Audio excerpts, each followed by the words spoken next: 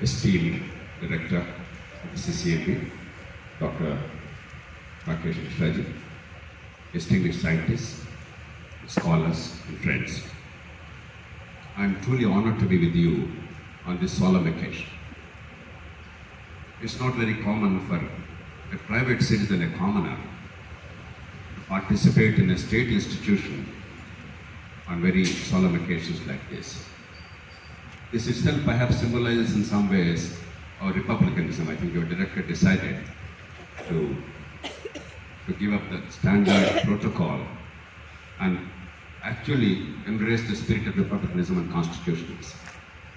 It's in that spirit I would like to make a few remarks as a citizen, and later hopefully we can have a meaningful interaction, because people of your accomplishment, intelligence, education, exposure do not require a lecture. In our country we are very fond of lecturing to each other. I think what's more important is stimulating each other's thinking and finding creative avenues to channelize our energies constructively. Let me extend my warm Republic Day greetings to all of you and the conclusion of 70 years of our Republic.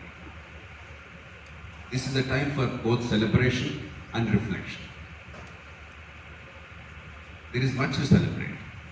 All of us share a great love for our country, great pride in our accomplishments, and a great recognition that we are heirs to a civilization and a culture 5,000 years old, unmatched in human history.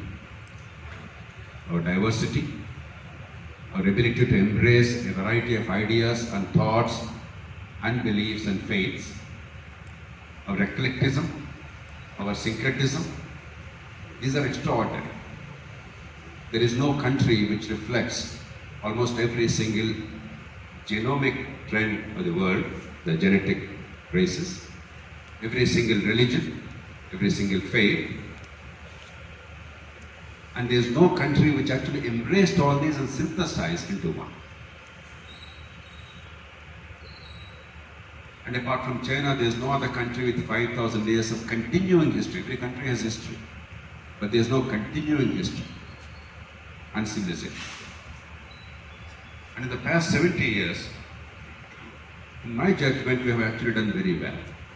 Contrary to some common perceptions, for a country to accomplish so much in such a short time is not very common. Our constitution makers, they had exhibited enormous courage and audacity, I might say, in giving ourselves universal adult franchise with abject poverty, mass illiteracy, and incredible diversity. These three conditions are never conducive for democracy or republicanism.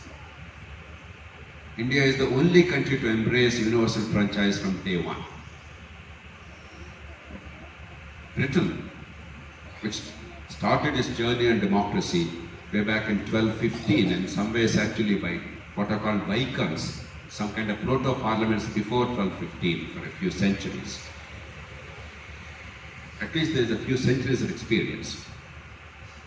They could get universal franchise only in 1928.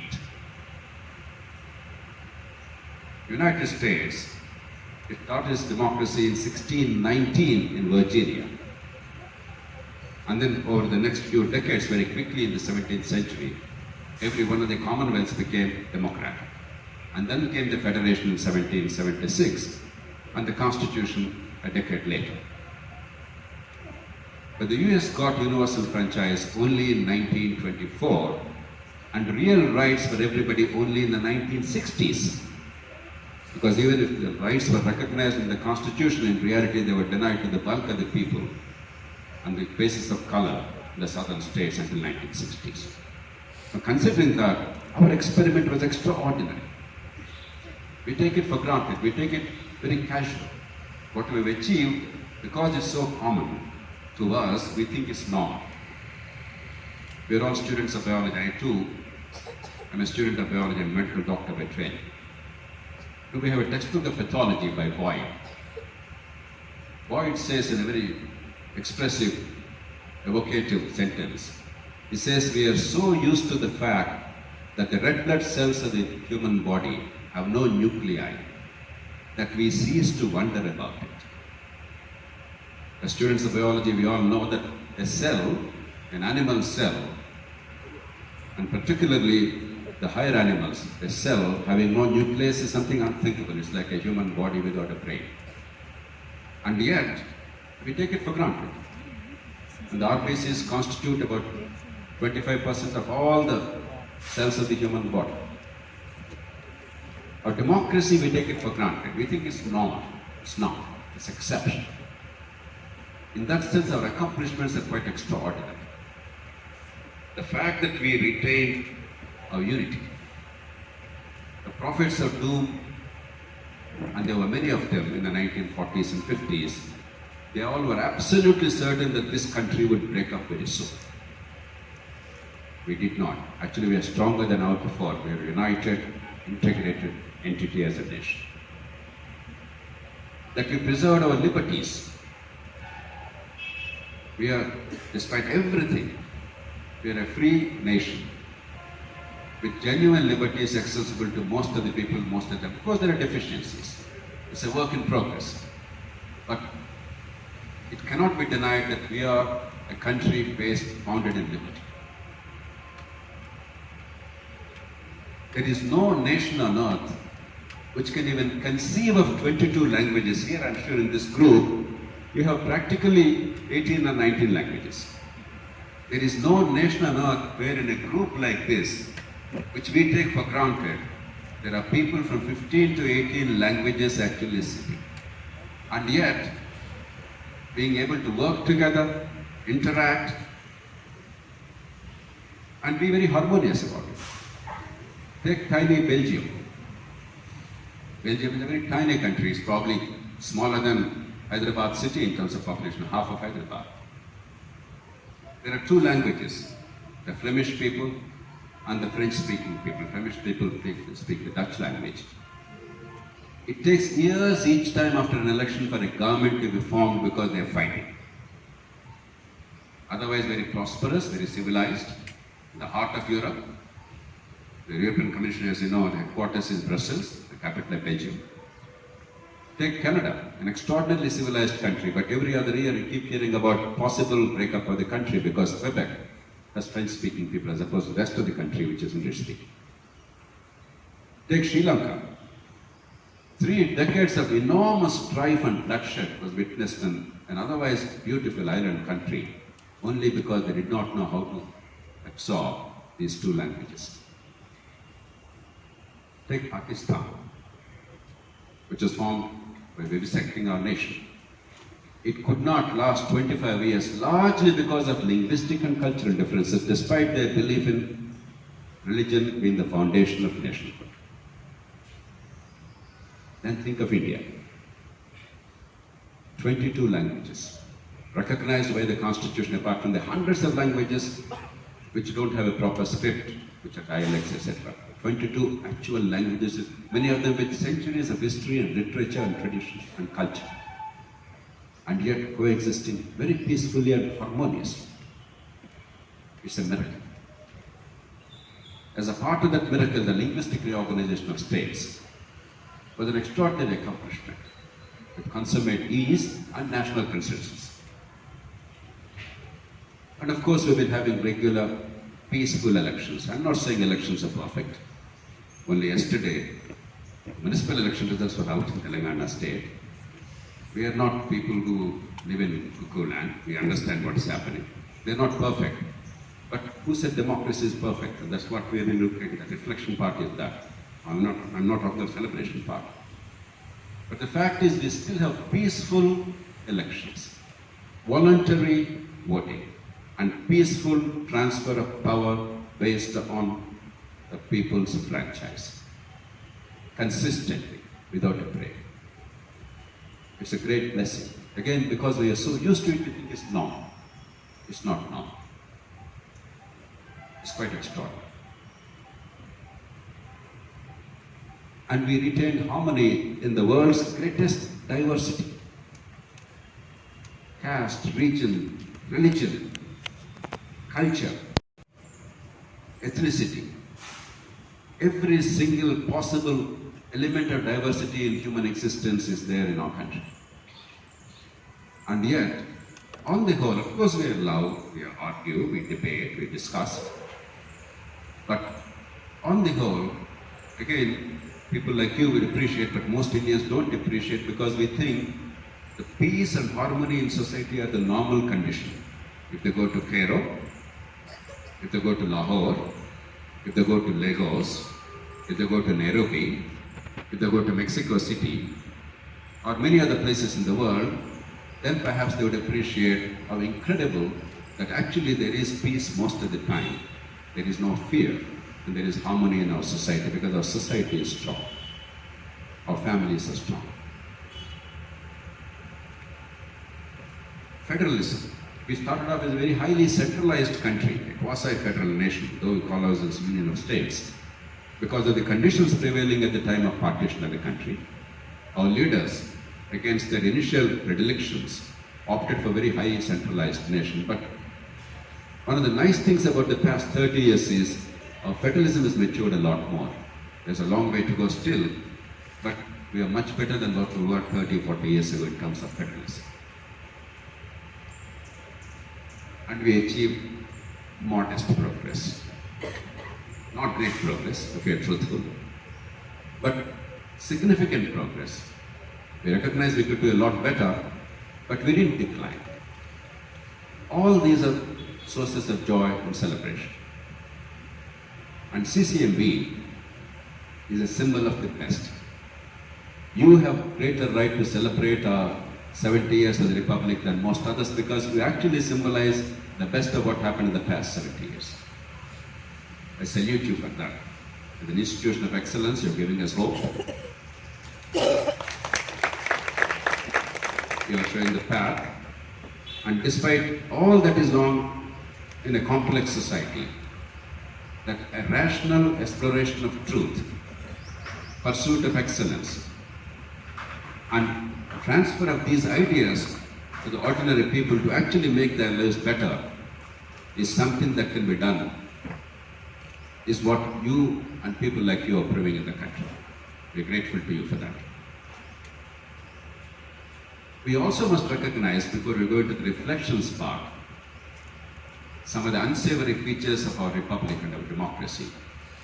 We also must recognize that democracy itself is a very complex and messy operation.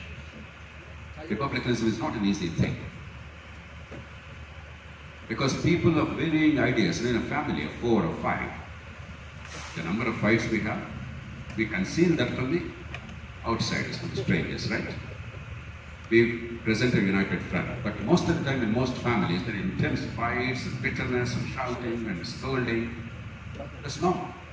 If 3 or 4 people connected by blood ties and love and genes, of all things genes, because after all our greatest impulse, our greatest instinct is to preserve our genes, and therefore love our kids, sacrifice for them.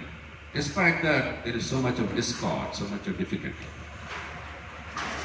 Millions of people, most of them do not know each other, from varying backgrounds, varying cultures, varying upbringings, varying beliefs and lifestyles, coming together, collectively deciding who and how they will govern is not a small thing. Democracy is extraordinary. Democracy is difficult. Therefore, democracy always takes time to institutionalize. We all talk of industrial revolution. And because the word revolution, we tend to think that the growth rate of industrial revolution must have been spectacular. Of course it was spectacular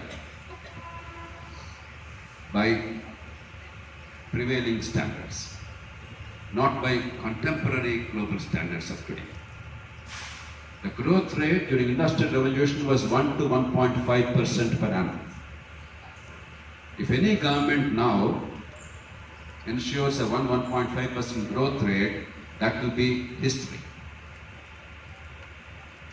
We'll throw them out next day.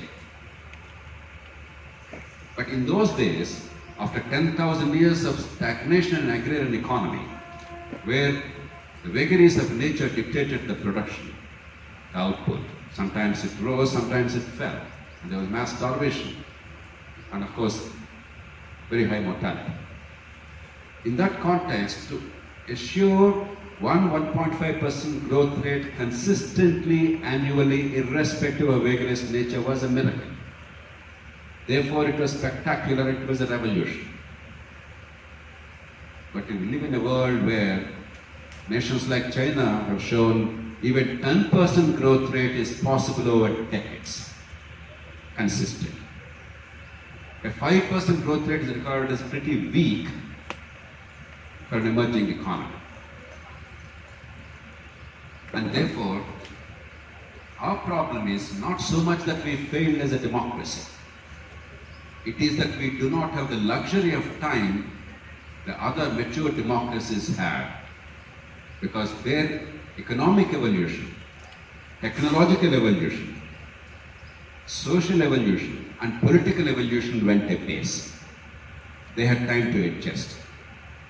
Whereas we are in a world of tremendous technological revolution, global communications, 24-hour television channels, and of course this terrible scourge of social media, instant communication. You cannot put a stop to that. We are in a world of rapid economic growth. We are in a world where attitudes are changing by the second. Therefore, we do not have the luxury of asking for time that the other nations had for the evolution of our democracy. That is our challenge. Not so much that we are weak or bad. It's that we are on a cusp of history. Our challenge, therefore, is not ask for time, but how do you find mechanisms to accelerate the process of democratic maturation? Make our republic real and meaningful and fruitful to everybody. CCMB is producing extraordinary knowledge and technologies.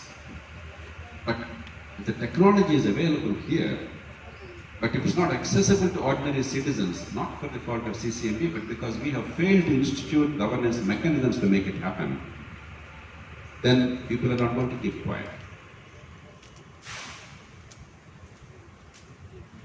You are in the front end of technology, world class. But a DNA analysis, even in the national capital today, in a criminal case, typically takes 1 year. See the gulf between what is possible, what you're doing, what is actually happening. That's what we have to accelerate.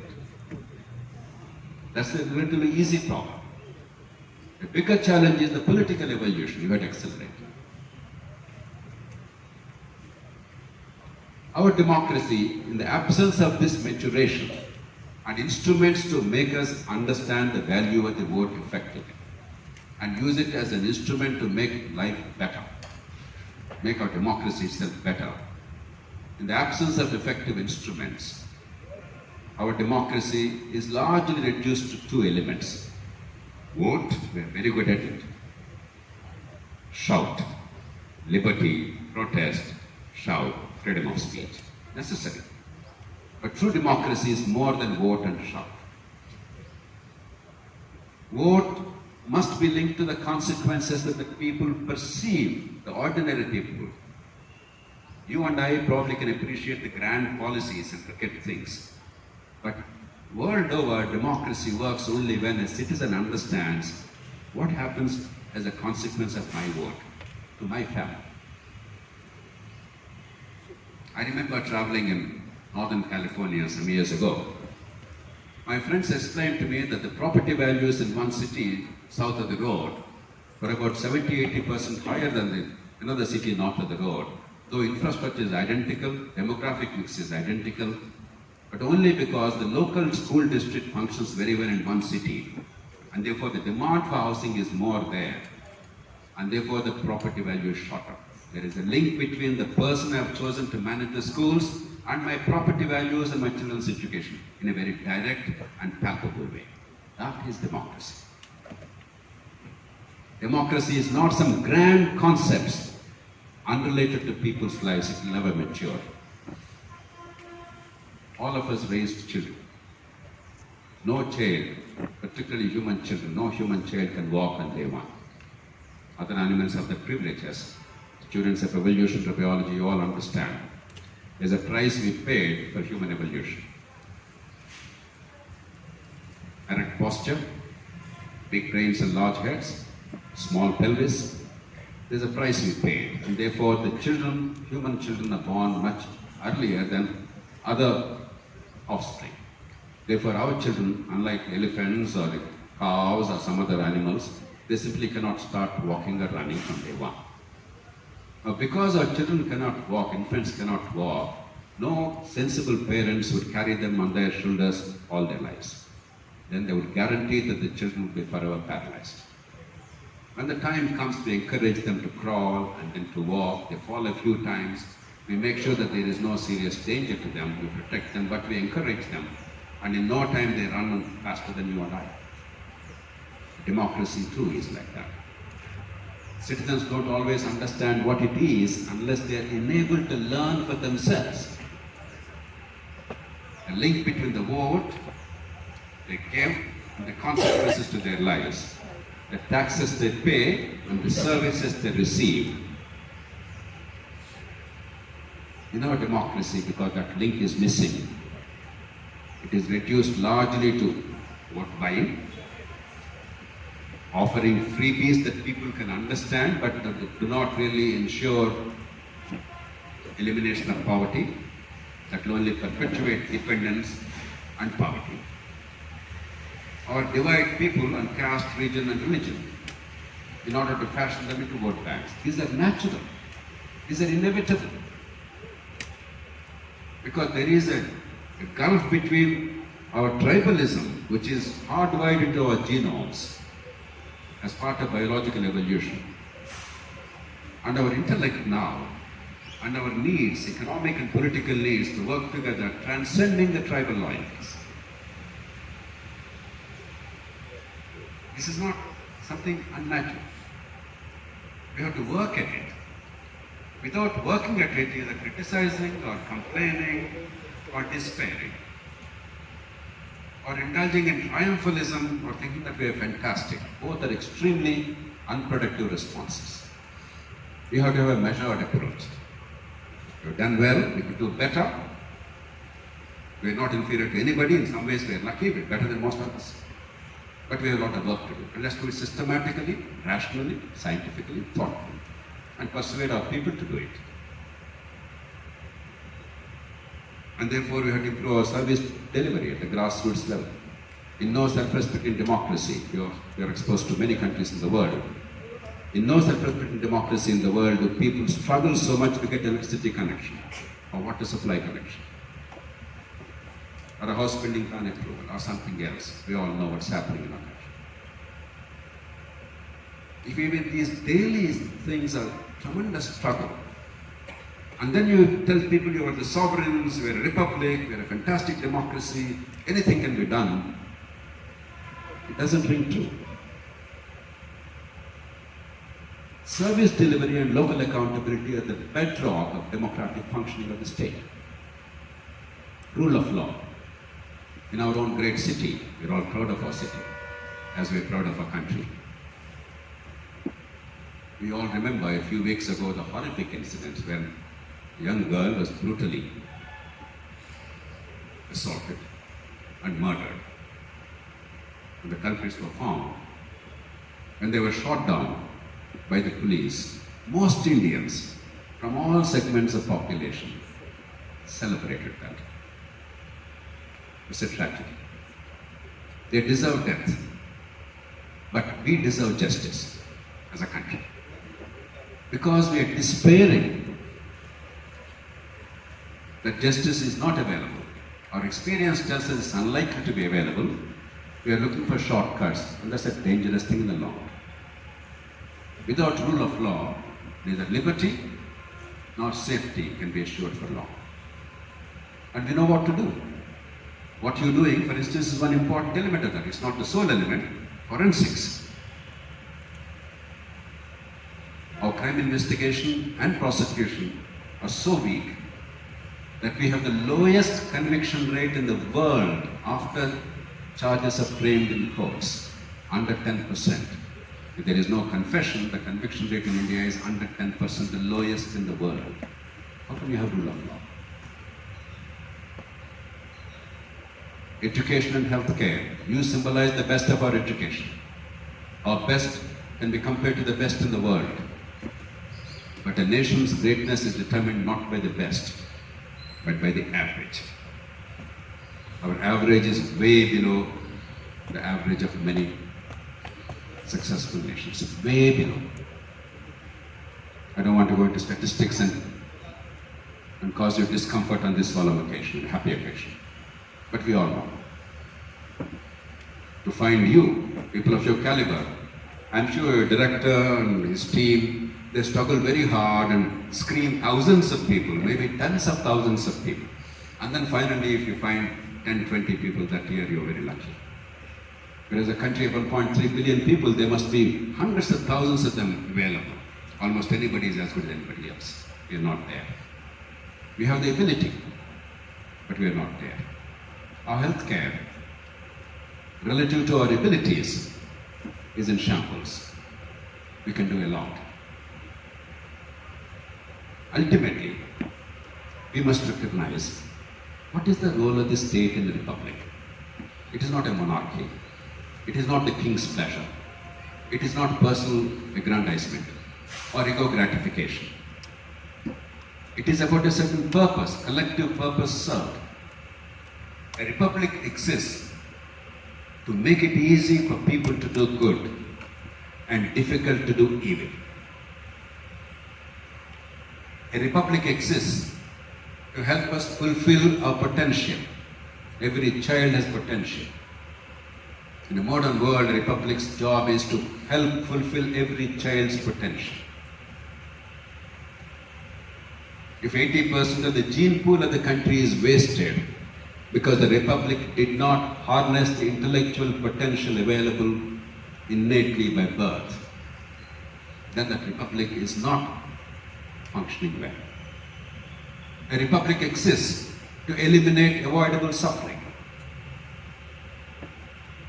And that's what healthcare in the modern societies is about. A republic exists to reconcile conflicting interests in a complex society of varying beliefs and faiths and diversity. Reconciling our conflicts harmoniously. Our society is doing a great job. Our state is not yet doing a great job. There is peace and harmony in societies because of a strong society, a great society. But we could do a lot better as a republic. A republic exists to focus on the long-term economic growth and incomes and wealth creation, and not be consumed by the immediate political returns, the short-term political returns at the cost of the long-term public good. This is the time to reorient. 70 years is a good time to reflect. In a couple of years' time, we're also celebrating the Platinum Jubilee of our independence. In 5 years' time, we're celebrating the Platinum Jubilee of our republic. Time marches. We have to reorient. We cannot simply be indulging in shouting matches. We cannot simply extol our virtues or fall into deep despair. We have to take stock of it in a balanced manner. We can make our republic better. We have done well. We can do a lot better. It's well within our capability. And many nations in the world did not even know the elements of civilization. We actually had republicanism in this country 2,500 years ago. The Lichavis, the Vaishali Republic, the Buddha's time, Mahavir's time, we had republics. 1,000 years ago in the Cholas era, we had actually local governments and democracy flourishing. Uttaramerur inscription, there may be some people here from the great Tamil language tradition. It's not that we're unfamiliar. We have to build on these roots and embrace the modern concepts, recognize our strengths, understand our difficulties, and overcome them through rational, systematic effort and by building consensus. This is the time to rededicate ourselves to that cause, because I truly and passionately, along with you all, believe that we are capable of doing much better. As a great philosopher said, man's capacity for justice makes democracy possible. Human beings have this immense capacity for justice, unlike any other animal. But he said, man's inclination for injustice makes democracy necessary. It's not only the possibilities, it's also the necessity. There is no substitute to this. We simply have to make this work better, and there are ways of making it happen. And wherever we tried that, CCMB is an example. Milk cooperatives are an example. Green Revolution is an example. And many successful local experiments, on a fairly large scale, an example. Wherever we tried to do better, institutionalize better practices, we achieved spectacular success. It is not written in our stars or our genes that we do not do well as a democracy. But we must have the will and the capacity to institutionalize the best practices that we know will succeed. And I hope this 70th anniversary of our Republic will give us that opportunity, will make our nation collectively, all of us together, think of the future and institutionalize what is required to make us do much better, not in the next generation, but in the next few years, because we are now in the Industrial Revolution 4.0. If the past 50 years have been quite dramatic globally, the next 30 years are going to be probably more dramatic than ever before, and you are in the forefront of that. Because the 4.0 Industrial Revolution is witnessing the fusion of the physical, the digital, and the biological. And the kind of change that we are only envisaging, some people are only seeing because they're far-sighted, is something that we cannot even contemplate or imagine today. Because 30 years ago, I don't think any of us imagined that there would be something called internet and 24-hour social media and instant communication. I don't think you can even imagine the kind of things that are in store for mankind in the next 30 years. But we can envisage a little bit. We have some glimpse of it.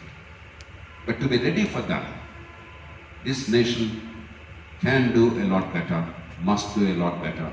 This is a time for us to rededicate ourselves to that cause. Let me once again extend my warmest greetings to all of you on this 70th anniversary of our Republic. And thank you for your services to our society and to our nation. And let's hope together we will make a little more possible, each of us, but collectively a lot more possible. Kindle a little more hope, light a little more lamp, one more lamp, and dispel the darkness of despair. I wish you all the very best. Thank you very much.